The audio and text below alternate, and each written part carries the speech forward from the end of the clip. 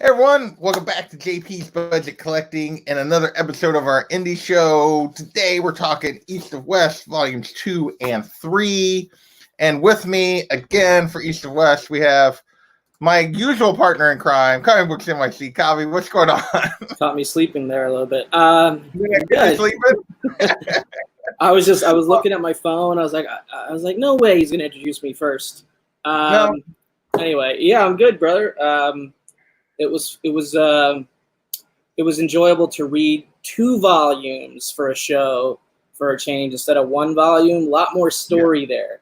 So yeah, I'll leave it at that for now, but it's fun and I'm glad to be on the show again.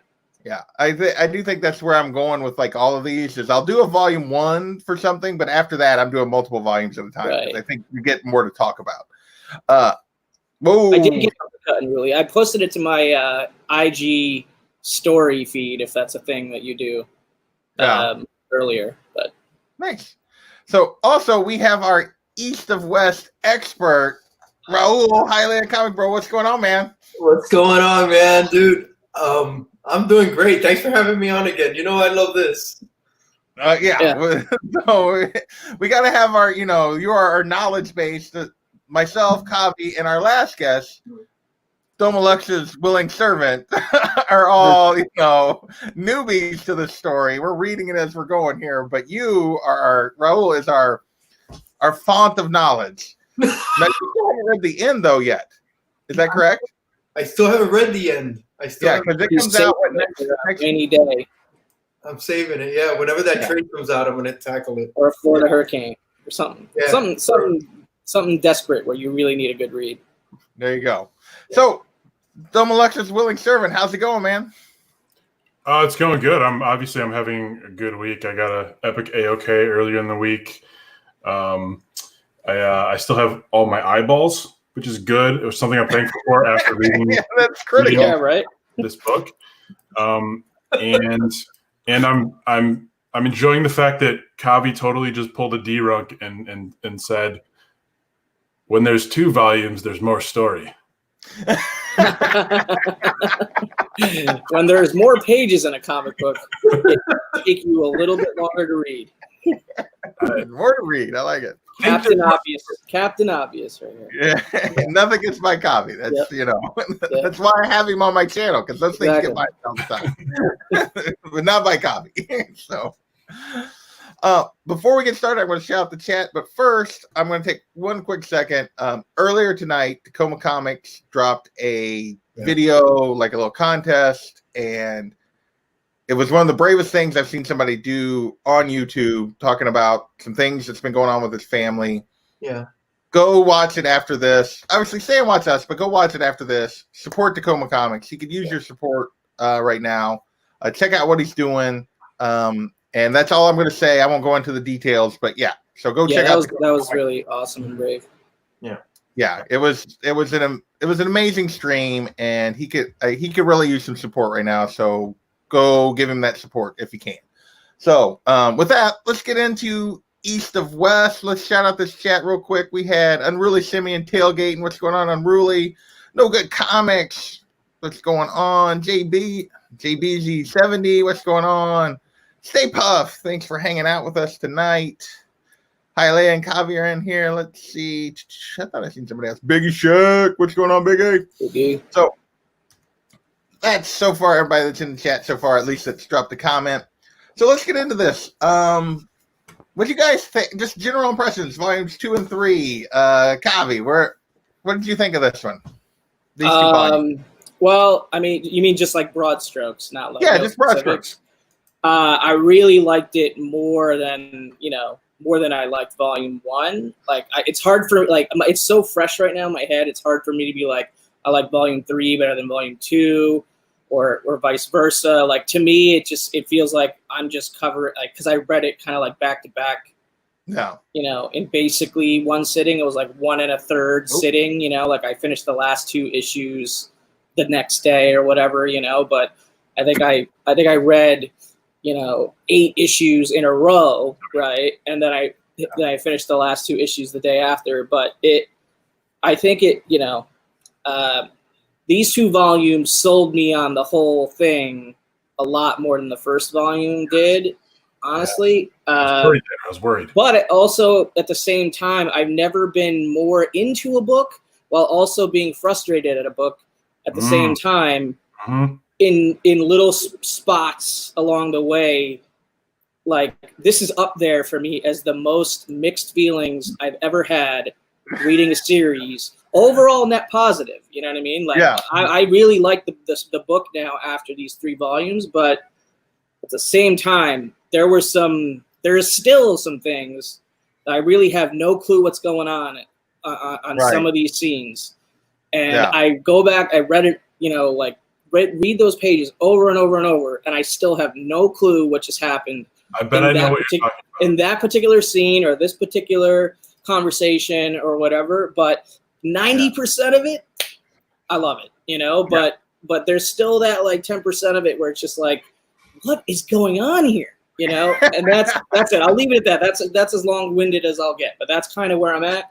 But still, like, at this point, I'm calling it like an opus. It feels like an opus of a story to me. And I feel like he's probably just scratching the surface on the 3 volumes. There's 9 volumes, right? 9 or 10? 10. Ultimately, there will be 10. Right, 10 volumes. So. Yeah. So I would agree this, before I get to Adam, I'll get you in just a second. Like, I feel like this really built, like, I loved it after the first volume. Like, if you go back and watch that stream, like, I was hooked first volume, but I felt like these two just really continued to build the world in a way that I was super intrigued by. I think I know at least part of the scenes you're talking about where it's still like, what the hell is happening? And we will get to that. But Doma Lux, you're the servant of Doma Lux. What did you think of these 2 volumes? Aren't we all? Only if we're lucky.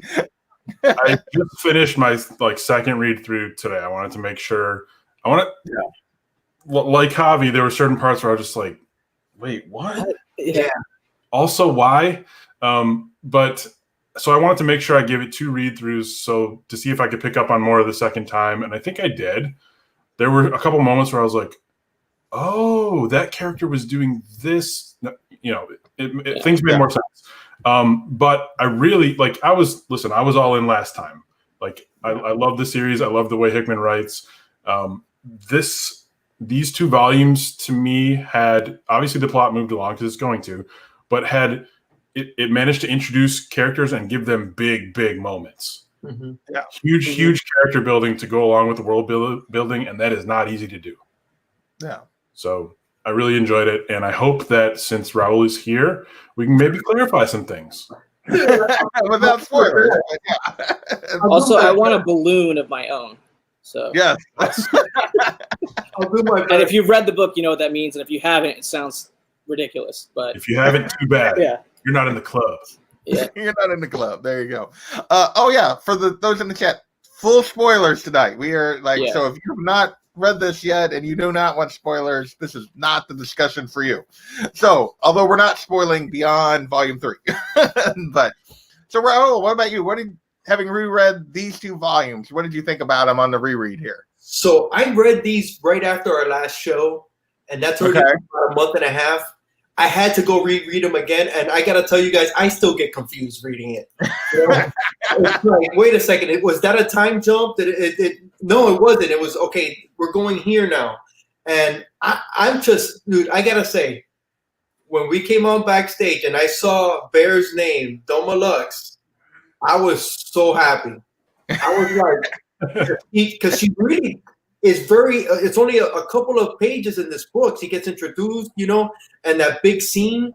So she made an impression in a real short time, man. And I love it because I felt the same way about her when I saw it. And oh my God, I can't wait to see what you guys think, what happens. Oh, it's just, we'll see, man. Did you guys like the way volume 2 ended? How did you guys feel when that happened? I'm not trying to jump, but I don't want to get into remind me again, because I have the end of volume 3 in my mega. We were just talking about Balloon, so it's the shot. Oh, and the volume 3, the guy shooting the guy who has the answer that he needs. Yeah, right. Dude, that was, to me, that was like, oh dang, that's badass. But we'll get there. I thought it was badass, but I thought it was a little bit I was a little underwhelmed by that, but I was glad I had an issue to go on to immediately, because if we had stopped there, I don't know. You know what I mean? Raul, I'm gonna break your heart a little bit here. I did not actually care for that story beat, because I was like, okay, what are the chances this guy shows up at the exact time that the dude's about to give him the answer he needs and shoots his head off just because he happened to be targeting him anyway? Dude, I get that, and it's not that. I just loved it because when you know what, maybe we'll go to it. We'll go to it. Are you talking about the art, the page itself? The art? No, just not the art, man. just that scene and where it go where the volume 3 starts and that whole thing with death. But we'll get to that. Yeah, I didn't mean to jump so far ahead, man. I just no, you're okay. No, it's fine. I don't think we should go in order, chronological order or anything.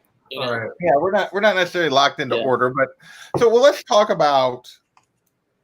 Why don't we do that a little bit? Let's talk about some of the characters that are introduced, or that we find out more about, and that character we can start there. We won't start with. We'll save Domalux for a little bit to talk about her a little more, but let's talk about the Ranger, the Judge. We never get a name, at least in these 2 volumes. You kind of get his introduction of his backstory of how he became. He was this lawman. His family was killed, and basically a corrupt system was going to let the killer get away. And he and a bunch of other Rangers took the law into their own hands and cleaned up Texas, the Republic. And Bell Solomon was one of them, right? Yeah, and. Well, no, I think Bell was just a supporter, like the way it kind of reads. Yeah. Bell Solomon was like representing him in court, I thought. Yeah. Right. Yeah, he was looks like he was like a district attorney beforehand, and eventually rose higher up the ranks or some kind of prosecutor for the state. And and I think he just ended up supporting what these guys were doing because he thought it was right. But this guy is clearly. They kind of set him up. He's a killer, but he has a very strong moral code. So what did you think about this character's introduction and him basically being set by Bell Solomon to kill the Chosen? Yeah. Everyone's trying to kill each other. Everyone is. It's like... that's one of the things that I'm like, is that you say that now, and I know I read it, but I don't have an opinion on it because that wasn't the part of the story that left an imprint on my mind. You know what I mean? And I only read it once, so I'll admit that. I didn't do a double, I didn't go back and reread it, the whole thing. I only kind of went back and reread pages that I didn't understand, I guess. So I will actually sort of agree with you on that, Kavi, because I feel like they introduced him. To me, he was actually the weakest part of these 2 volumes. I agree with that. Like, I love the Ranger, man.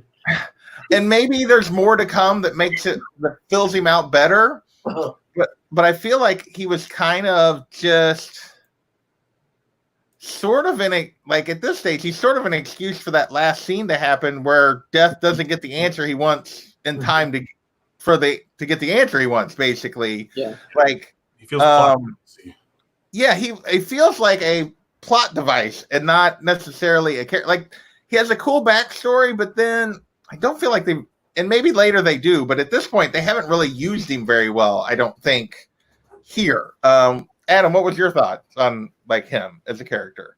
Yeah, I felt like it was. I really liked the whole. It reminded me of Judge Dredd for some reason. Like they're in that courtroom and the guy's like floating, and the big fat judge is up there floating, and he's got his like breathing tubes and shit, and like I really enjoyed that scene about how like corruption happens and things like that, and I thought that was powerful. But I didn't love where he went after that. I did love the one line that he had though when he was talking to Bell about what Bell wanted him to do, and he was like, "I'll kill you last." Okay. Yeah. That was the best part of the whole that he had in this, I think, by far. So, see, I don't think so, man. His fight with Death was so good because you would expected it to go one way, and it really doesn't. He holds his own. He's a much stronger character than you think.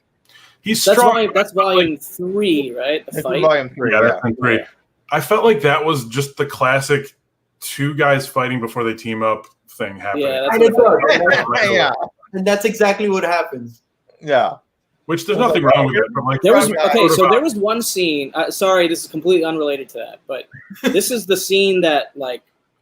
Okay, so there was. I don't remember if it was in Volume 2 or Volume 3, but there was the scene at the wall or the armistice, or like, I think those are the same thing in some way or another. Like, is the name of the place armistice? About that too. But the name of the wall, the name of the building is the wall, or maybe those are two different locations, but. It was the meeting of the nation, the nation and the republic and the union and the kingdom and that was it, right? Those are all the factions, or am I missing one? Yeah, the nation. Did you say? I said the nation. Yeah, the union, the nation, republic, union, republic, Texas, Republic, nation, and the PCR, the kingdom, People's Republic. Yeah. So there, there was a lot of like, and the People's. Republic of does it stand for Asia or?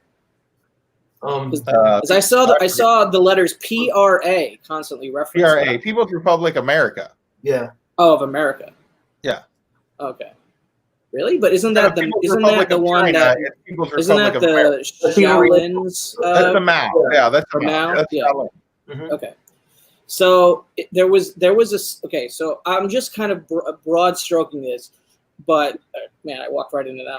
Wow. But there was a scene in, I think it was X-Men. It may have been post House of X, Powers of 10, in the X-Men proper title, or may have been in House of X, Powers of 10. I don't remember. But it was a scene where Magneto and Professor X and maybe two other X-Men go to the UN on behalf of Krakoa to try and hammer down, what the situation is, and basically Magneto lays the smackdown.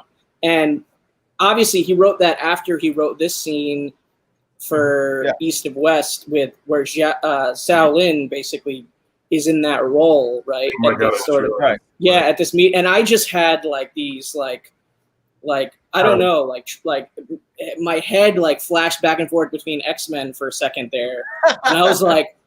Wow. Okay. So now we're like, I am seeing the writer progression of Jonathan Hickman writing that kind of scene. I freaking love that scene. I mean, I love that scene in X-Men, and I love that scene here. That was my favorite scene that I've read in this whole book. That scene in Volume 3. It was in Volume 3. Yeah. There's so much going on there, like that, and there's stuff there that I'm pretty sure we're not going to find out exactly what was going on until later, and it involves Adam's favorite character. When the Endless Nation shows up for the meeting, that's a great. It reminds me of that X-Men issue where it does. It reminds me of the cover of that X-Men. It really does. Meeting, like they're getting off the plane like badasses. Yeah, look at these guys. They're like, y'all don't even know what you're in for. Yeah, it's a badass. That's badass. Yeah, I think you would love this storyline. That's my standout so far of the whole book, was that kind of like UN meeting. I loved it. So let's talk a little bit about how that gets set up. So basically, when we left Volume 1, Xiaolin had killed her father and her sister and taken control of the People's Republic of America. Yeah. And she met with Death and sent him to go get their son and said she was going to bring war. And the whole thing is she basically calls a meeting of the nations to try to start a war. Right. And she's very and that scene. So the representatives of all these countries walk in, and and the scene that's set up that Bear showed is an excellent scene. Is basically you have Chamberlain trying to explain to the president of the Confederacy. Yeah. The president of the Confederacy appears to be a new president, and he's like, "Who do I need to be concerned about or most concerned about?" Right. He's like, "Well, you need to be concerned about all of them." And he breaks down all the different countries, but then he's like, "But you need to be most concerned about the Endless Nation." And then the Indians walk in, and it's like. And it's like you can hear music or something. Because they're like the most advanced technologically, right? And they're distributing their technology for the other people to use, but they're holding stuff back. They've basically been selling weapons to all the countries except for the People's Republic. All the other countries have been dependent on the Endless Nation for their weapons. Right. And that I think that's going to become more and more of a story point because it's clearly a story point here because she talks about it. She's like, my father was like, they won't know our weaknesses. They won't know our strengths. Like he refused to take weapons from them because they're developing their own. Right. And whereas everybody else, the Endless Nation knows what everybody else has got because they sold it to them. What did Ned Stark say to Jaime Lannister? I never want a man to know what I'm going to do. Yeah, as soon as they introduced the wall, I was like, another pop culture thing with the wall. Great. So much Game of Thrones going on in this story. Do we want to talk about what happened at the meeting or no? Yeah, let's. Yeah, I mean, we can go straight into that. I mean, that's clearly the best scene in these 2 volumes. It's so good. That is a good price, Tacoma. Sounds like a good price. Yeah. Yeah, I would think so, but yeah, I haven't actually looked for that. But do we want to get a little bit more of the setup? So we know Xiaolin is looking to start a fight with the Chosen, and she knows that there's several Chosen in the room, and she knows who most of them are. I think not necessarily all of them. And so all these countries are here. Some of them, like the leader of the Confederacy, has no clue what the hell is actually happening. He's leaning on the Chamberlain guy. Yeah, he's leaning on the Chamberlain guy. The other character, so we really don't get any kind of we still haven't gotten any kind of background on the Endless Nation other than this scene, this kind of reveal of what they're capable of during this discussion. But the other character we do get some background on in volume 2 and 3 is the Kingdom and the Prince of the Kingdom, Mr. Freeman, and his brothers, one of which is an idiot, but it's 3/4 of a brother. 3/4 of a brother now. Number 9. But yeah, so before we get completely in the scene, I'm curious what you guys think of the Kingdom and the Crown Prince. Well, I thought it was a little bit. I thought it was interesting that the prince was getting this like opportunity to shine or whatever, and he gets to go to the big meeting, or whatever. Yeah. And that they kind of pump you up for that a little bit. And then when it actually comes down to his turn to speak or whatever, or make a statement on behalf of the kingdom, he basically is saying, I'm going to listen to everything what you guys have to say. I'm going to go back, talk to my pops, and then I'm going to let you know what my pops thinks. And I was like, okay, that was a little, I don't know what the word is. Not a letdown, but like melodramatic, maybe a little bit. I don't know. Because in the way that was written, I guess. But I'm sure there's more to that, and that there's more to it. So I'm just kind of taking it at face value right now. Yeah. But that was, that was a character that I don't yet have an attachment to. You know what I mean? Yeah, I feel like there's got to be more there. Like you get a little bit with him. I also feel like that is very much just how the kingdom plays the game. Yeah. They like to basically say, "Oh, well, we'll let you know later." We got the king doesn't come to anything, so they don't have to commit to anything, and they just wait and see how things play out, and then. Well, what was the reason he gave? Because he was being hard on his son. Like, if such and such wasn't happening, I'd be at the meeting myself.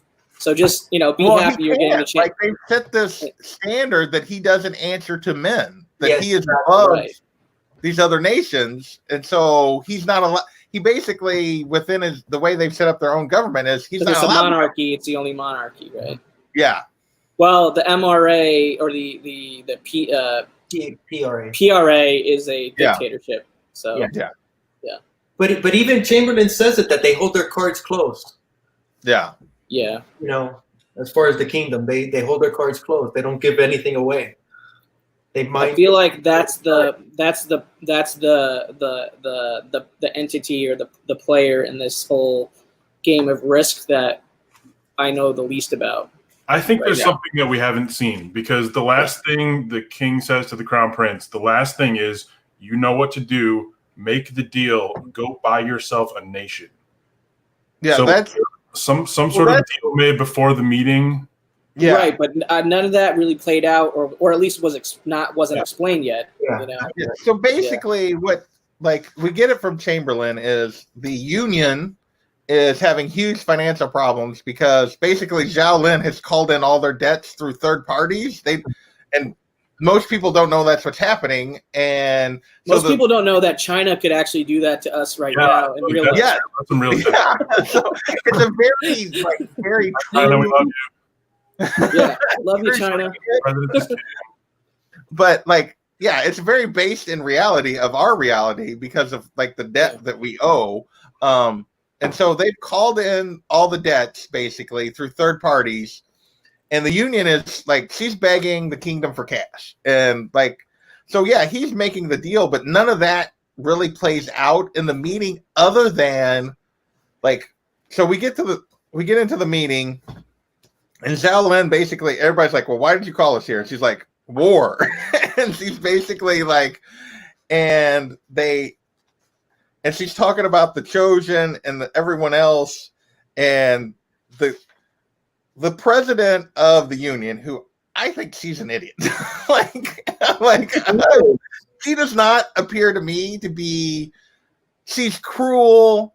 She's mean. Well, she was chosen by the Horsemen because she was a perfect pawn, right? Yeah. I mean, she's a pawn. She is not playing the game at the level any of the other characters that we're meeting are playing the game at, to me.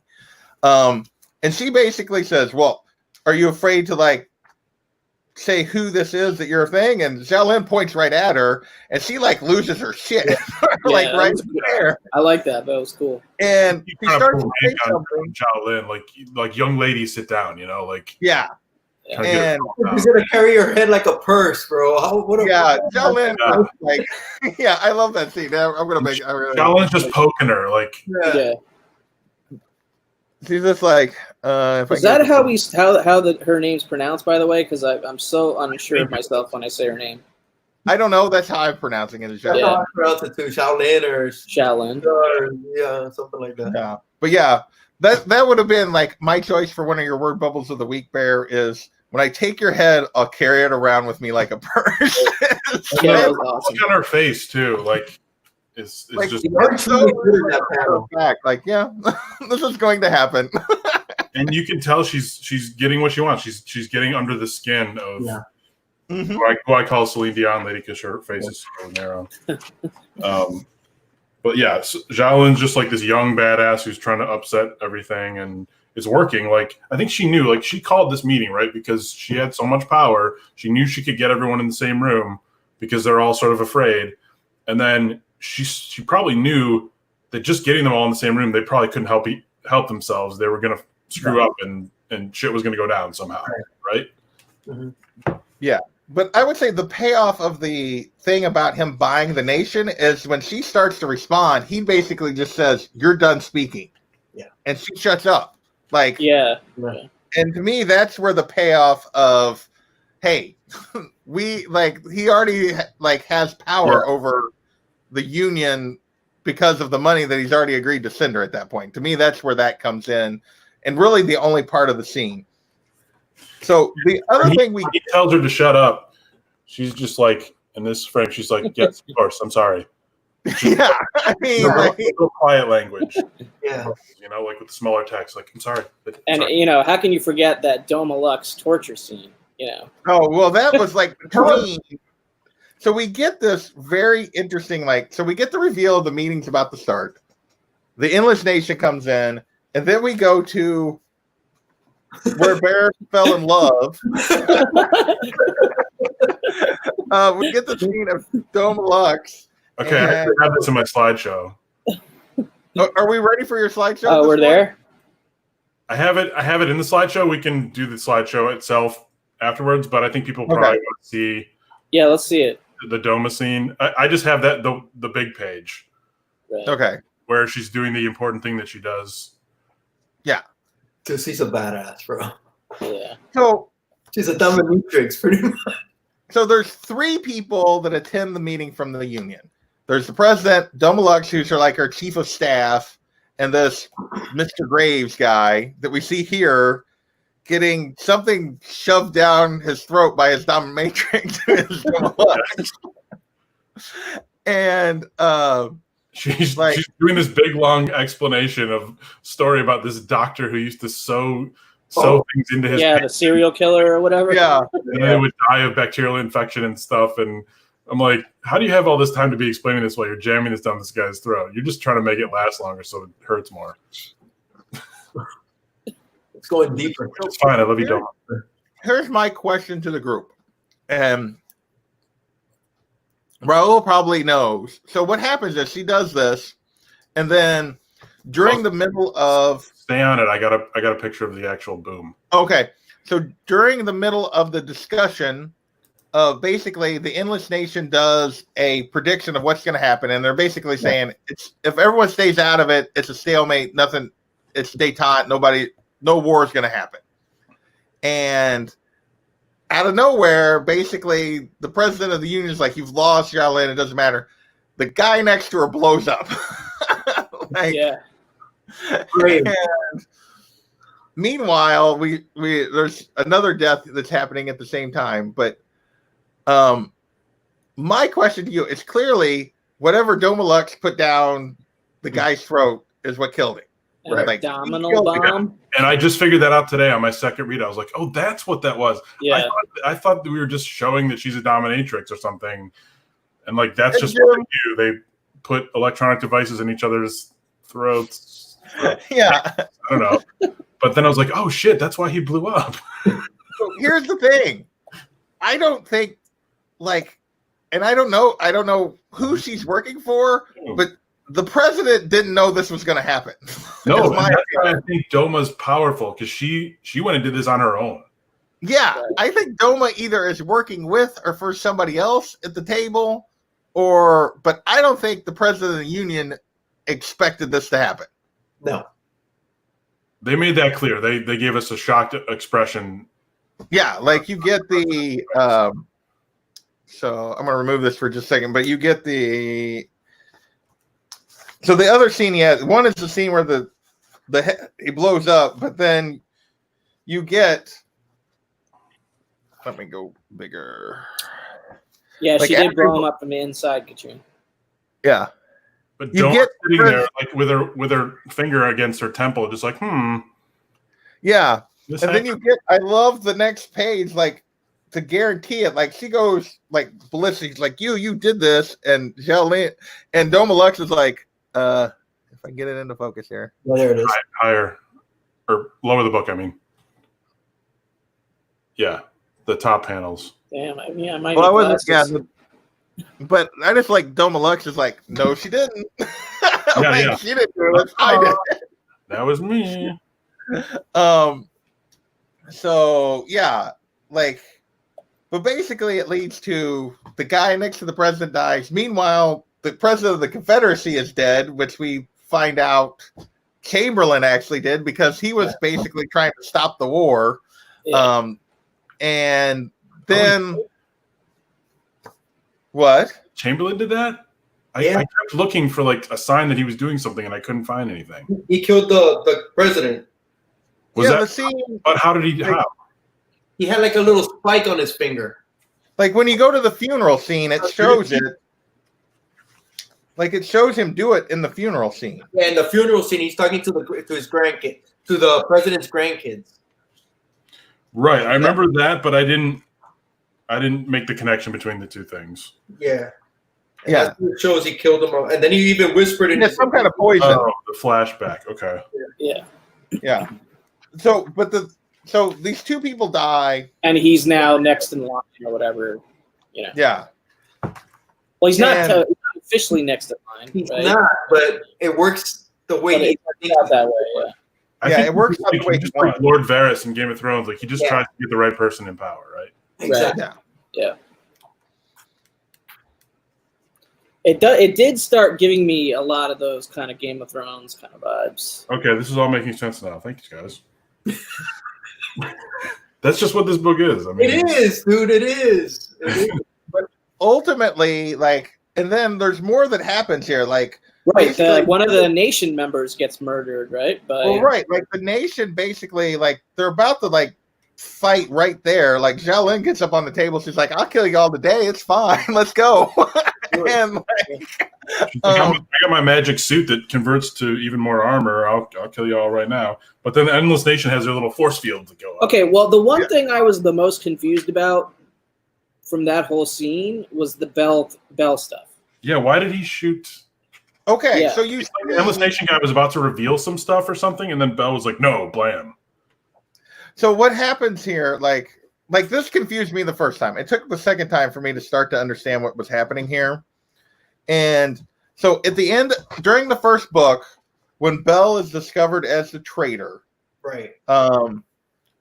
Chavez or however you pronounce the Indian. You mean during Volume 2, the first book of this? Volume 2, sorry, Chavez. Yeah. Like when Bell's discovered as a traitor, Chavez like attacks him with this creature, right? Right. And part of it goes with him. Yeah. Like when he escapes. Mm-hmm. So this is a long setup here. So part of it goes with him. He goes and finds the judge, and basically you see him kind of help him remove that part. But at the beginning and then at the end of Volume 2, Chavez gets blown away by the judge. Right. But we don't actually come back to that until after this scene. But at the beginning of Volume 3, we get the scene of, where is he at? Of Bell basically like. It's like a dream, but it's like a dream, only it's not. And it's basically that thing that was still there was connected to Chavez, and he basically leaves part of himself in Bell. Yeah. Oh, shit. That's what that was? Yeah, that's what that is. It's like he's almost this thing talking to him. So you see him, like, that's what's happening here is Chavez takes control of Bell and makes him do it. Yeah. Got it. Do it. Which is what starts the war, basically, because he kills a member of the Endless Nation, and they're like, okay. All that other Chavez Wolf stuff. That's the stuff I like. That's out there. That is the part. Like you probably guessed it earlier. Like we're jumping planes. That is the stuff where it's just like it's so above my head right now. Yeah, that's out there. Dude. And I'm like, when is this gonna pay off? This stuff, which I'm sure it does, but like, man, right now it's the part. It's that 10% of the book that I just can't jive with it because I don't know what are these talking about? They're just talking in circles. Yeah. Like, I mean, and you get some of that. Like it literally took the second time for me to even start to understand what the heck was going on here, and you get some of that is because like when Wolf after the Chavez dies and Wolf makes the deal to keep the door from staying open, to close the door and keep the others from the other side to coming into our world, like the thing he makes a deal with says, literally, he says, you got fooled. He found a way to leave a piece of himself here. And that's Bell. Yeah, he's talking about his dad. Like Chavez found a way to dodge the bullet, which is he's possessed Bell. Like it's how he left part of himself here, but that whole thing was, very like it's very abstract. Like the art is cool and everything, and those are cool pages. Like look at this. I mean, I love that. Like that was sick. Yeah. From an artwork standpoint, like it's gorgeous. But I have no freaking idea what is happening. Like these 8 to 10 pages or whatever it is. It's guys, can you imagine reading this when it was coming out and reading it issue by issue and having to wait a month to read an issue? No, I would have gotten frustrated, honestly. I probably would have. That would be torture, man. That would be torture. Yeah. The funny part was like, I was really looking forward to learning more about this character. Bro, yeah. Gave her barely anything. I agree with that. She was underutilized in these next few volumes. They spend so much time trying to explain in these pages what's going on with the death planes and stuff. And Wolf is like has so much exposition where he's like, well, now because he was killed here in his place of power, the things from the Deadlands' own father and this and that. And they spend so much time on it. I'm just like, I don't care. Are we really going down this road? And then thankfully it's over with. I did enjoy the mother and famine and conquest and like, the Four Horsemen side of this story more so in this volume than I did in the first volume. Ezra? Did you like Ezra? Yeah, Ezra. Or Ezra. Yeah, for Ezra. Oh my gosh. You mentioned him in a show, I think, last week. Yeah, I used him as my word bubble. I think the whole scene where they're I can actually call that up if we want to. Okay. It was hilarious when you did it, man. Was that 2 weeks ago? That was I think it was on the Greatest Show. Yeah, it was on the Wednesday show. Yeah. Here it is. Pull this over here. So yeah, the Ezra story is very interesting. Like, we met him in volume 1, and just tell me when you're ready there, Adam. But like, so we find out in this how he became the keeper of the message. Right. And basically he was a baby, part of these pilgrimage to Armistice that the Horsemen used to just massacre like all these pilgrims. And Conquest took him as a baby and raised him at the time. Conquest was a woman. She was his mother and raised him to be the keeper of the message. And like, so we get a lot of this, and we get this whole thing about how, like, all through his life, it's basically, are you an agent of are you what the message wants you to be? And he's like, not yet, I can be more. And like, they go through this whole thing that leads to, I think, what bears about the show. Like, when they find the traitor and he first gets infected with this thing. Cool. Hey, Carlito. So are you ready? Carlito. Yeah, I've got it shared. You just got Okay. Yeah. Poor Ezra.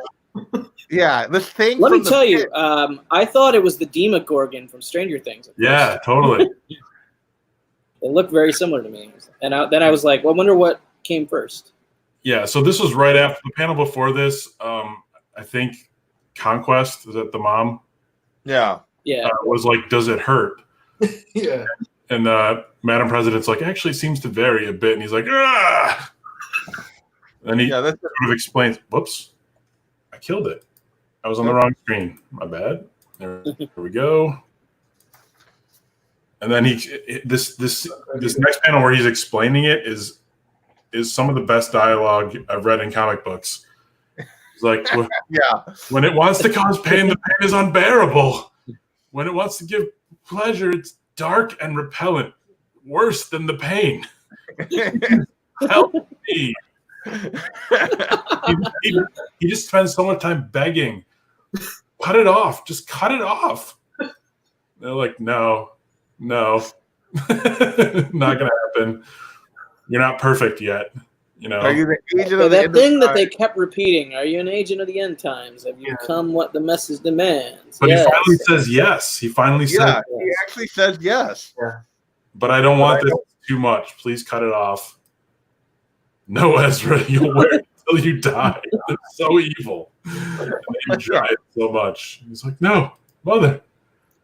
And then Please. Leave him there. Dude, look what he has on his arm, dude. And like it evolves. Like, that's in volume 2, and like by volume 3, it's massive. Like, it's this huge. Do you have any of that? Union President lady kind of looks like Cruella de Vil to me. Oops. Yeah. Let me kill this out. So okay, the slideshow that I made for tonight was basically just a collection of all the splash pages. Splash pages, okay. Amazing. So that is one of the splash pages. Well, I won't show that part then. We'll show it here in a second. Particularly enjoyed this self-cutting scene right here. I don't know if you guys remember that one. Yeah. Oh, when her dragons and her widow maker. Yeah. Here it is. Here it is. If you want to take that one full. Okay. Add a stream. Yeah. Yeah. So that's where it evolves to, and eventually, like, it's carrying him around now. It's gotten so big. Yeah, and eventually it like rips him off of it, as opposed to it being cut off from him. It rips him away, and then you see, is that a splash page? It is. Like when he basically rides it, like after the war starts. Oh, that's right. He does. Like just the little silhouette. Yeah, it's a silhouette. It's just a silhouette. It's not a full. And of now him. writing that thing, which is, I can only imagine what that's going to be coming up. It reminded me of like how they brought Darth Maul back in Clone Wars when he was like a spider. What kind of saddle did you put on that thing? I don't know. It's tougher than Danny riding a dragon. So yeah, Jalen, like the scene where she's cutting her after the war has started, and where she cuts her belly, and I will be very interested in see, because she talks about, that's when they're talking about the weapons and stuff that we made I want to know if that's symbolic, or if it's like there's an actual, like, her blood has power. Like, I want to know, like, I was curious about, I mean, I know they didn't really expand on it yet. It felt like she was baptizing them somehow or something. Yeah, I think it was more like a symbolic ritual. Anything, but I want to know what they can do, because you are the weapons we made. If she's talking about her dragons and her Widowmakers, I want to know what they can do, because I'm thinking it's going to be pretty spectacular. But I don't know. I don't know. Well, hope they give them more development. I mean, it could just be more like poetry, like it could be, because Hickman just, when there's choice between two, concepts or words that are similar, I feel like he always goes with the more intricate choice. He never does anything simple. Yeah, exactly. That's just leadership, man. Kavi, you're in management. You don't cut your belly when you're talking to your employees?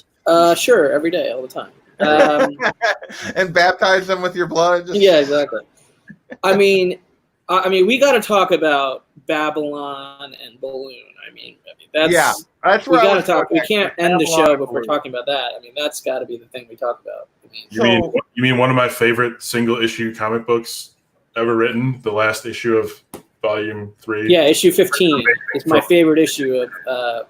Before we get to that scene, I want to talk about the end of Volume. Hey, George. 2, where we find out, like, because we've seen the boy at the end of Volume 1, and like they're seeing him and he's being educated, and he's just sitting there docilely getting educated, and like when Chamberlain and Belle Solomon go visiting, and then we see him again and it's the same thing, he's being taught all this stuff when the Horsemen go visiting, and basically they've decided he doesn't live up to what they want, and they're ready to like kill him. Yeah, but they're going to find out for sure.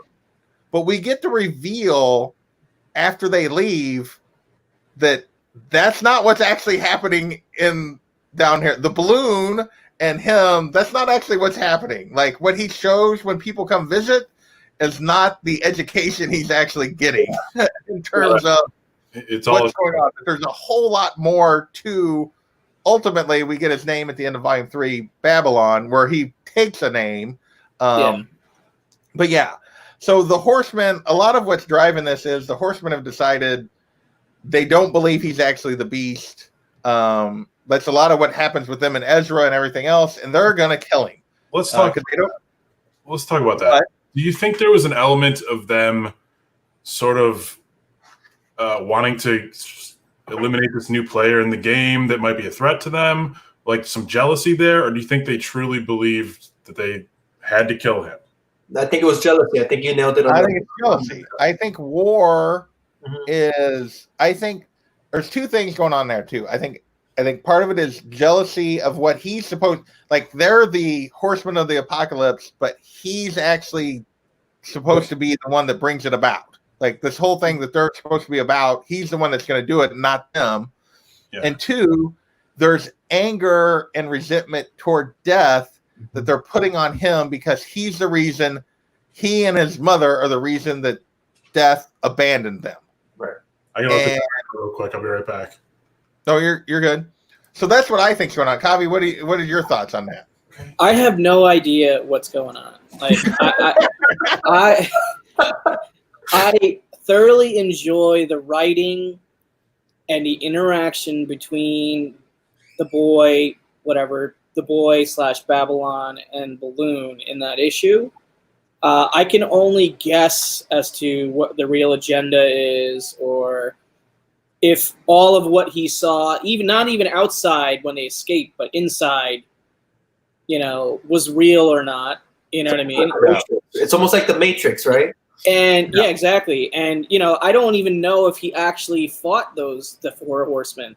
or whatever. Maybe, I mean, I guess, because he's writing it from their perspective, but he's also writing it from the boys' perspective too. This so is true. I don't you get a hint. So the boy is programmed into this balloon that clearly came at some point from the Endless Nation, because you see their technology that they're using previously during the discussion. So it's the same technology that they were using that ultimately killed the guy. So he's attached to this, what he ends up naming balloon during this issue. And you can see what, like, the balloon is balloon coming 2022 look like. Apple. We get this kind of preview of what the balloon is showing him versus what we know the Horsemen look like. Right. So it's clear that the balloon is manipulating him. Yeah, exactly. So any scene prior to the final, I think any scene prior to the final splash page here, where you actually see the reality of that was good. That was part of my presentation. Right. Yeah. So any scene before that with either Balloon or Babylon the Boy could potentially be manipulation or,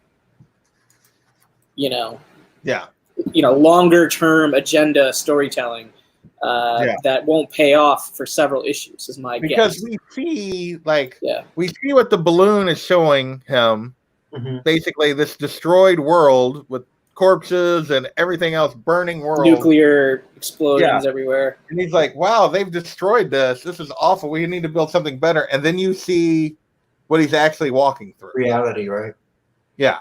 And so clearly I thought he just escaped the hole or whatever. Well, they'd flown for a ways apparently, but no, I think he's really affecting the world because he launches nukes from the Union without the Union knowing it, right? He hacks into something or whatever. So I think most of what happens down there actually happened. Like his fight with Conquest, I think happens. But I would agree, like everything, you have to question everything you see related to him and the balloon, because clearly the balloon is manipulating everything he sees. So any part of the story being told from his perspective is clearly being manipulated. You got it, JP. You got it. You're gonna see it in the next few volumes, but you guys are hitting it all. You're hitting on topics. You're hitting on all the topics, man. I'm surprised. You guys are nailing it, man. Even the thing about the China, how it reflects now to China, and we hope the depth thing. Also a reference here in the first volume, kind of like towards the police now. It really touches on everything that's going on. I think what Jay Beasley just said in the chat is exactly where I'm at. It's like the story is so unique because no matter how many times you read it, you're still lost and confused. Like you're not like totally off the deep end, lost and confused, but a certain part of you is always going to be lost and confused as this goes along, just because that's the way it's intended. And the more you read it, the more you pick up, and you're more fan and stuff. I picked up a lot today. I read through last night and today. Read through both volumes again. Not every book. It's East of West, Carlito, but we're talking about volumes 2 and 3. So I feel there was a volume 1 show a few weeks ago. Yeah, we did that about a month ago. Like 80%, which is high. maybe 75%. Kid Collector, the heck are you guys talking about? I'm so lost. Well, if you haven't read the book, imagine that's how it is. We read the book and we're still lost. We read the book and we're lost a little bit. So it is. I will say, single read. But it's enjoyable. It's an enjoyable. It's non-straightforward read. Like it's not a book. Like this is almost the case with Hickman across the board too. Like even his mainstream stuff. His Avengers run, his FF run, his House of X Powers of 10 stuff, like a lot of that stuff doesn't pay off immediately. You know what I mean? It's like you put in the work, you get the payoff. Yeah. You don't put in the work, F you. I'm not a casual comic book writer. That's kind of his jam. That's kind of his bag. Yeah. And the art's amazing. The characters are really freaking unforgettable. The characters are awesome. All of them. Yeah. Their development, their design, their speech. It's my you guys know it's my favorite. Yeah, it's pretty damn good. Yeah, especially after this third volume. Third volume is The third volume is so good. Like this one is so good. I will say, like this has like Adam pointed out like his favorite word bubbles. This has like this last issue has my favorite little word discussion, and it's basically after he's like wounded Conquest and has him kind of at his mercy, and he's talking to Bloom, and he's like, "But does all life have value?" And Bloom says, "Yes." And what's this one's life worth? And he's talking about Conquest, and Bloom goes through like that he's loved and he's been a mother, and he's also destroyed and all this kind of stuff. And he comes back with, "Yeah, but what's he worth to you today? Nothing." And he just like, and then the next panel is him like just like smashing him with balloon in the face, and it's just like, I just love that whole like dialogue thing of like balloon. Like, but did that actually happen? Is my I don't know, but I liked it. I believe it did. And the best part for me in that whole sequence is when the other, what is it? War and famine come. Mm-hmm. No, we were wrong. He is the message, or he is the chosen, or whatever. We should be bowing down. And that's why I think it did happen, because they have that scene without him. Yeah. But I love that line too. War's like, "Hey, you're missing a foot." Yeah, dude, the way people get maimed or killed in these books is just spectacular. Right. It's never just a normal. It's always losing a leg from the ankle down, or like the knee down, or your arm being bitten off by a giant monster. It's just so good. Dude, wait until you see how he resolves not having a foot, dude. It's pretty cool. It's pretty freaking. Getting your arms chopped off is normal for the franchise highlights wearing a shirt on, though. Yeah, that's true. All right, do you guys want to like give our brains a rest and just admire some amazing art? Yeah, let's go through the last pages. So here, I'm going to add this to the stream. Nice. Right, so I just went through and I just literally on the Comixology app just grabbed every splash page so we could look at them. Nice. There's some great art in here, man. It is, brother. It's amazing. Yeah. The color is amazing. That's the Ranger and Belle on the left, right? Hey, you guys some of the Rangers, yeah. You guys didn't even mention. You like the dog? Oh yeah, there's the dog. Yeah. That's how they track the guy. Yeah, dude, that's how they track the guy. The dog that's actually like a robot dog. Yeah, that little dog's a badass. And then the one on the right, I think, that's a flashback, right, for when they used to. Yeah, that's when they were killing the pilgrims. Yeah, that's death and war and all beforehand, before they got reborn. Like this is a flashback. Guys, these aren't even the good ones. The good ones I gave their own pages. We didn't even talk about Oracle, who he goes to her to find out where his son is, and you have not seen her from the front yet before this splash page, and this is how they reveal how she looks. Yeah, like damn. Right, and she takes one of the eyes, right? Yeah, because they took her eyes originally, like a long time ago, which I assume is the eye that we see in Volume 1 that the little tracker guy has. Yes. At least one of those eyes is one of hers, I assume. You kind of know where the other eye is. Do you guys? Is that what Chamberlain has in the box? Yeah, that's what I assume. Oh, that confused me too, big time. That's what Chamberlain has in the box. He has the other eye. He's talking to the other eye. Okay. Right. Oh my god. Anyway, I prefer Barbara Gordon personally for my Oracle, but whatever. Yeah, this is not nearly as attractive. Bonus points for some shadow nip there. The bottom. Oh yeah. I didn't even notice that. Things you notice on the second read through. Anyway, Madam President out in the streets just gunning down protesters. Madam Cruella DeVille, President. Yeah, Cruella DeVille. That's a good. Yeah. She says, "I have the shot, ma'am. Should I take it?" And you see this one protester sort of running away, and she's like, "Why waste the bullet? Just let the word spread." Yeah, I thought that was a pretty powerful splash page. We got some kingdom stuff here. It's good to be the crown prince, guys. On the left side there. Yeah, nice. Yeah, and they're giving us a sense of what the kingdom looks like from that balcony. You can see those sort of pyramids like floating in the air and stuff. What was her character name? Because she shows up later in that like throne room scene, right? She's the vizier, and she's like an advisor to the king. But I don't know that we get her name, like her actual name. I mean, she reminds me of another Game of Thrones character. So yeah, Yeah. And then on the right is right after the Crown Prince cuts the leg off of his challenger, his brother who's trying to challenge him. All right. Yeah. Makes him 3/4 of eighth in line or whatever. Yeah. 3/4. Yeah. 3/4. He's got 13 and 3/4 brothers. This is after Oracle takes Death's eye out.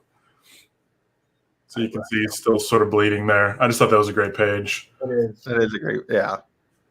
Here is when Cheveo turned into this, I guess. Yeah. Some kind of beast. Yeah, I thought I was reading American Gods or something on that page. It had that vibe. That is well illustrated, boys. Yeah, that's a great page. And I love the little detail here, but like I like the bottom of the page best, I think, because of all the action that's going on. Like Death is just being blown backwards. His horse, I don't know, the thing he rides or whatever that shoots the laser beam cannon out of the front is just like all like shooting the wrong way and just all out of sorts. And I thought that was great detail. All the little bones like flying up in the air, and it's just such a great page. The art in this book is just off the chain. And here's where Cheveo gets blown away, as we've mentioned several times. And then there's Archibald talking to what we now know is the eyeball in the box. Yeah. And then we have our classic. Your favorite. Doma. Hey, Doma. Doma. Hey, Doma. Kaboom, we already saw this.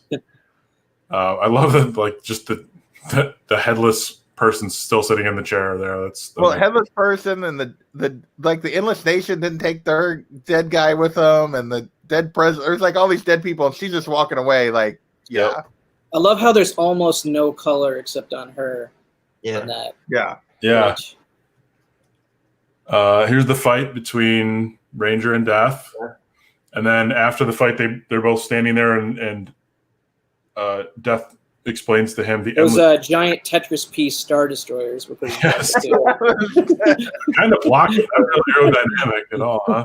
He says the Endless Nation is headed to war, so that's the Endless Nation up in those whatever they are. We saw our buddy Ezra. Poor Ezra. And then that's an awesome splash. Balloon, him using balloon and smashing the guy.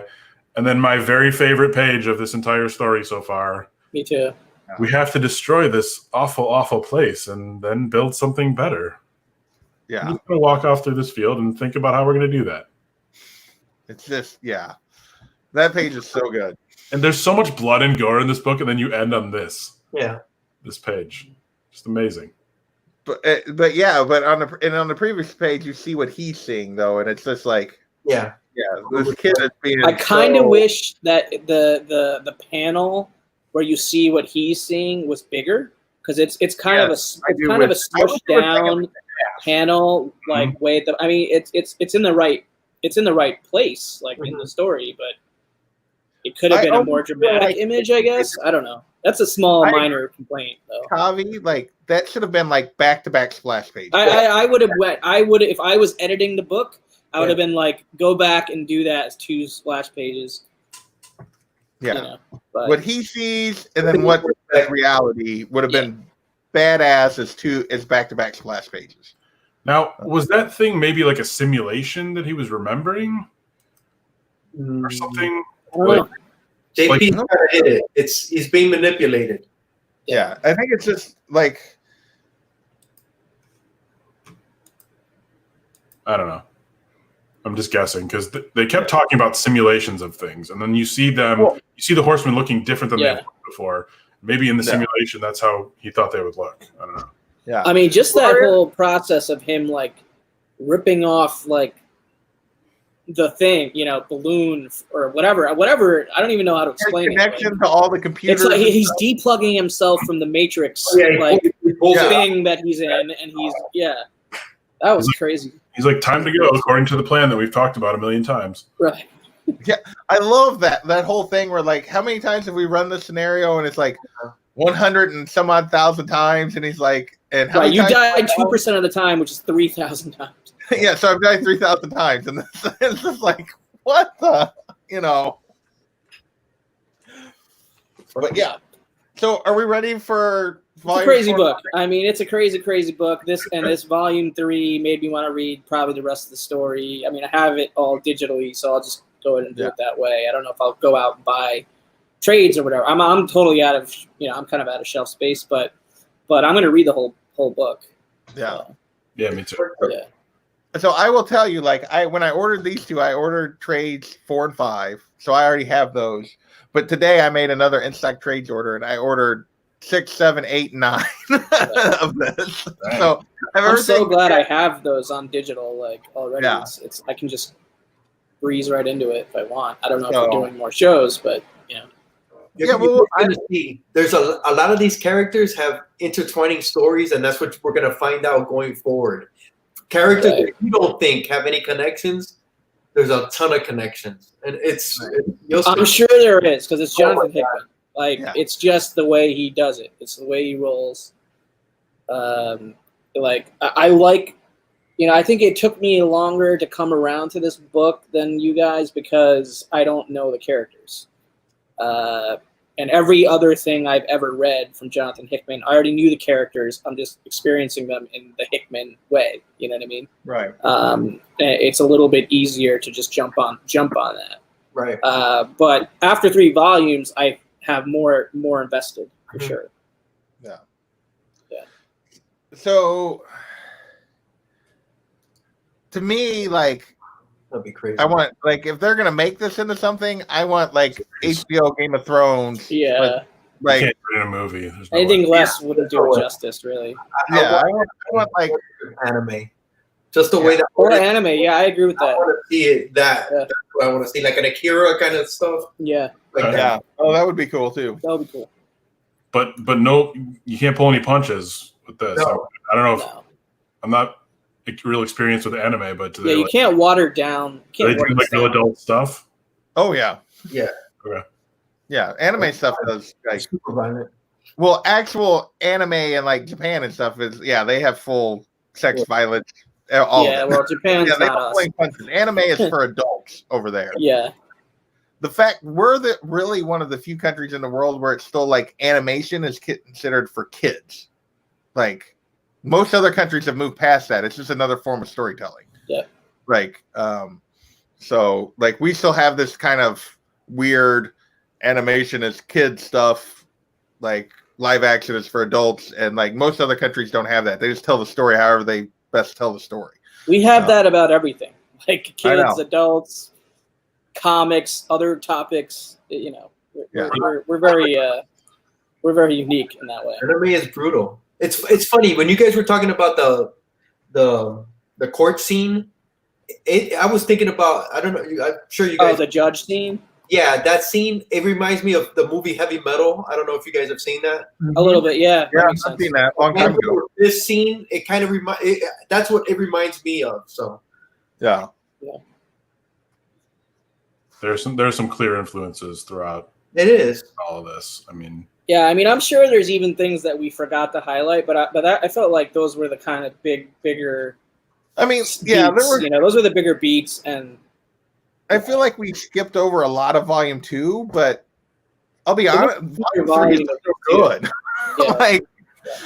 And a lot of volume 2 just sets up stuff that happens in volume 3. I feel like, like in this particular case, there's a lot of Ezra in volume 2, and there's a whole lot of Ezra in volume 2, and the Ranger backstory. Yeah. I mean, the only thing we really didn't touch on very well was the Oracle in volume 2, and like that. And we talked about her a little bit when we showed the image, but that's the only part that we didn't. And really, I think she's going to play a role later, but there's not much there. Like they spent several pages on it, but it's really just there's an Oracle that can see the future. The Horseman betrayed her and imprisoned her a long time ago, and Death is trying to use her to get information, and she's just mainly looking for revenge. Right, and some sort of like Temple of Doom style underground pyramid layer or whatever that kept going down and around or whatever. And you have to plant a flower to open it or something? Yeah. That was like a weird way to open it and stuff. So it's just his journey to find his son. It's like almost the Odyssey. It's just him going through all the different steps just to get to his son. Yeah, there's a lot of journeying with flashbacks sort of interspersed to like give us backstory. But yeah, you're right. Volume 2 was just a whole lot of and giving us the kingdom, showing us the kingdom. That was important. Yeah. But it wasn't a lot of great action. It was sort of here are all the players, and then obviously Volume 3, the big inciting incident of the meeting. Is there an omnibus? Like, is there a bigger product like that? They got like a collected one that's called Year 1, Year 2, and I believe Year 3 is the last. 3 hardcovers. Yeah, it's hard. Yeah. Yeah. Ultimately, there's going to be. So I looked this up today because I was just curious when like 10 was coming out. Like Volume 10 is supposed to be out like on actually next week, next Wednesday is when the paperback is supposed to be out. So Year 1 and Year 2, which collect 1 through 3 is in Year 1, 4, 5, and 6 is in Year 2, like those hardcovers, and then the final hardcover is not out till November. Yeah, and they're big, man. They're yeah, and the hardcover is going to be 6, 7, 8, or 8, 7, 8, 9, and 10. The Year 3 one will be. So, but yeah, I'm ultimately like I've been getting the trades. I may end up going back and getting, because I will say my biggest disappointment in these trades is they don't have any extras. It's just the story. There's no covers. There's no nothing. Like and I like for certain books. I feel like the art presented in an oversized format could really enhance the experience or whatever. And this is one of those, like the art style itself. Yeah. Like Nick Dragata's like just approach to the artwork, I feel like could benefit from larger format, especially just because there's a lot of details and things that you might miss just casually flipping through on a small page or on a small iPad or whatever. Yeah. Like that whole the thing on his finger with the the Chamberlain reveal thing. Like if you're just quickly reading through on a small page, like you may not pick up on that. The nip on the Oracle, That's right, exactly. Yeah, we need that omnibus size for that stuff. So, did you guys notice at the end of Volume 2 on the acknowledgments page at the end, where they snuck in some humor that they put some humor on that page in every volume, I think. Yeah. Sure, but I thought this was funny where he goes, Jonathan Hickman is a visionary talent behind such works as blah blah blah. They list some of the stuff he's written, and then it says his twin brother Mark is who really wrote this. Right. Jonathan doesn't even get out of bed anymore. Yeah. Jonathan lives in South Carolina surrounded by immediate family and in-laws, which he plans on leaving unless they start showering him with the love and affection he deserves. That includes his wife. Yeah, the other one was like he's in South Carolina unless he's lecturing at some motivational speaking seminar or some shit. Yeah. I wonder if they did that on the first one too. They did in the first one. I remember laughing at the first one, but I don't remember what the joke was. I don't remember what it was, but yeah. Read the one about his and at the end of 3, read about his brother Mark, his twin brother. Oh, his twin brother Mark is a cardinal in the Catholic Church and has preemptively absolved his entire family from sin. They're having fun with it, dude. He's confusing us, and he's having fun with it.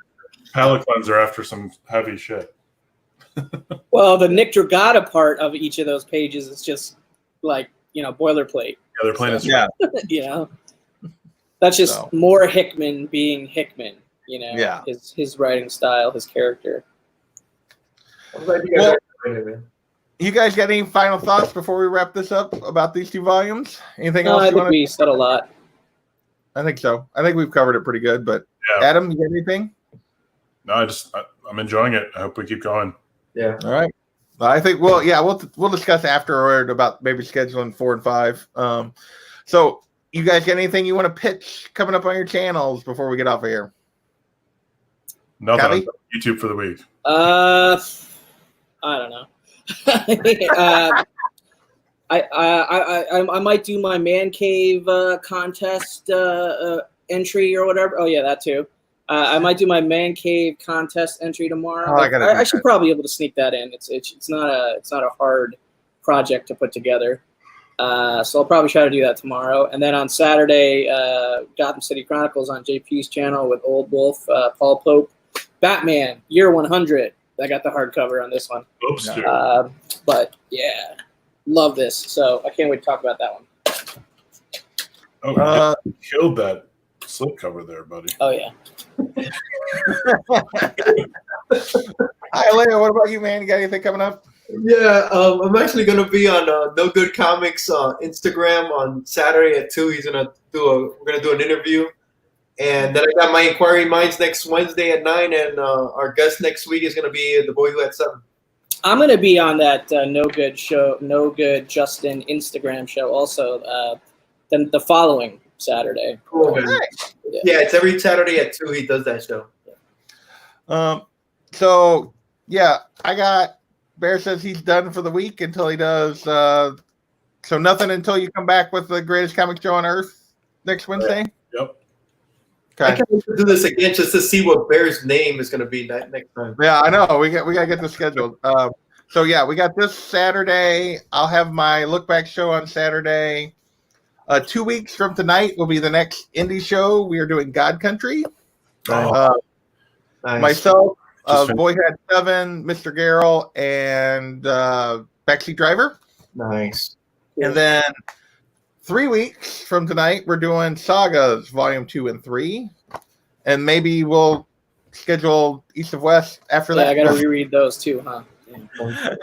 So, yes, Kami. We're coming to college again with all these shows. Seriously. It's like school. Right? It's like, did you do your homework this week? You volunteered for both of these. So well, for Saga, it's not as much of a challenge for me because I've already read the whole book multiple times, so it's easier. But so we got those coming up. That's all I got. I am as of earlier today. I am hit 875 on subs today, so super excited about that. So 900, maybe 1,000 eventually at some point. So I want to thank everybody that hung around, that watched. I really appreciate it. I want to thank these guys for joining me, and we'll get out of here. Later, everyone. Peace.